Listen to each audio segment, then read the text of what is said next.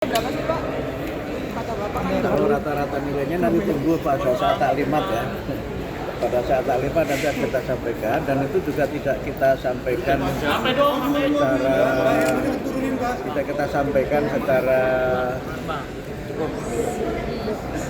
secara detail gitu. Nah, karena nanti penyampaian itu akan ada penyampaian kepada masing-masing murid, kemudian penyampaian kepada sekolah, dan penyampaian kepada pemerintah daerah.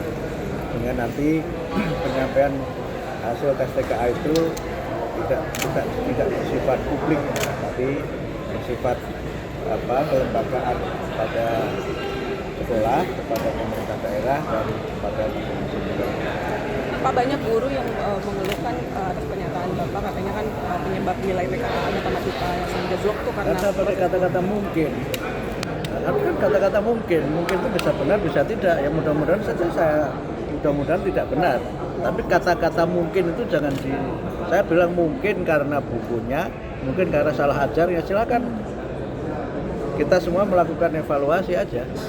Pak Menteri, kira-kira penyebabnya apa, Pak? Ya? Kira-kiranya berarti penyebabnya? Ya banyak faktor kan, banyak faktor. Nanti kita lihat secara keseluruhan. Kita lihat. Pak, Jakarta kan mau meresmikan 2026 nih Pak soal pembatasan konten digital berbahaya, menindaklanjuti dari kejadian di SMA 72 ini. Pak Menteri mendukung apa ini untuk misalkan di seluruh Indonesia gitu Pak? Kalau soal isi konten kan wewenangnya tidak di saya ya. Soal konten wewenang di kementerian lain. Pak Menteri, tadi kan Pak tadi ditanyakan terkait bahasa Portugis kan akan diterapkan di kurikulum, itu per kapan Pak akan Jadi saya fokusnya ke mana? Yang soal bahasa Portugis Pak, itu kapan mulai diterapkan Pak? Jadi kami sudah melakukan kajian internal soal pembelajaran bahasa asing ya, tidak hanya bahasa Portugis. Karena bahasa asing itu kan banyak ya. Sekarang ini kan bahasa asing itu yang sudah wajib adalah bahasa Inggris. Dan mulai tahun 2027 itu kita mulai mengajarkan bahasa Inggris kelas 3 SD. Tahun 2026 guru bahasa Inggrisnya kita latih.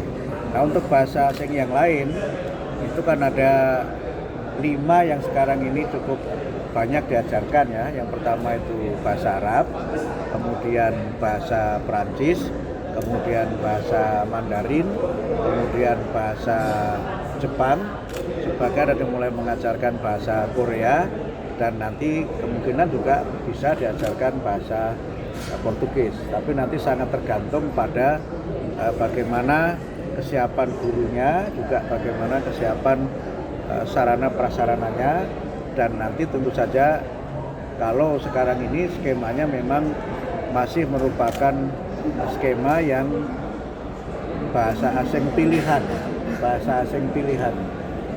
gitu. Pak Menteri, kalau penguatan bahasa Indonesia gimana Pak? Kan tadi juga disorot tuh bahasa Indonesia. Bahasa Indonesia kan tadi syaratnya, ini kan bukan hanya satu saran ya, banyak sekali yang memang menyampaikan saran. Kalau bahasa Indonesia kan mata pelajaran wajib, sudah ada kan sekarang ini. Mungkin ya, saya juga belum membahas secara detail di internal, tapi tadi saya sempat bicara singkat dengan Pak Wakil Menteri yang kami tugasi untuk menyiapkan rancangan perubahan Undang-Undang Sisdiknas. Mungkin nanti namanya dirubah. Kalau sekarang kan hanya menjadi bahasa Indonesia. Untuk memastikan bahwa sastra diajarkan, mungkin bisa diusulkan namanya nanti pelajaran bahasa dan sastra Indonesia. Mungkin bisa begitu untuk memastikan bahwa sastra termasuk di dalam pembelajaran bahasa Indonesia. Pak, untuk kasus bullying, Pak, untuk terkasus bully, Pak. Terkasus sudah berjalan, sudah ada diskusi, teman-teman wartawan kan diundang juga, sudah kan? Nanti kita targetkan pada bulan Desember itu sudah ada harmonisasi. Jadi sudah berjalan penyusunannya. Sudah ada diskusi publik, kita juga undang teman-teman wartawan, kita juga undang murid untuk ikut menyusun, undang dinas pendidikan, undang guru. Jadi semua pihak kita libatkan dalam penyusunan rancangan peraturan menteri tentang namanya itu membangun budaya sekolah yang aman dan nyaman.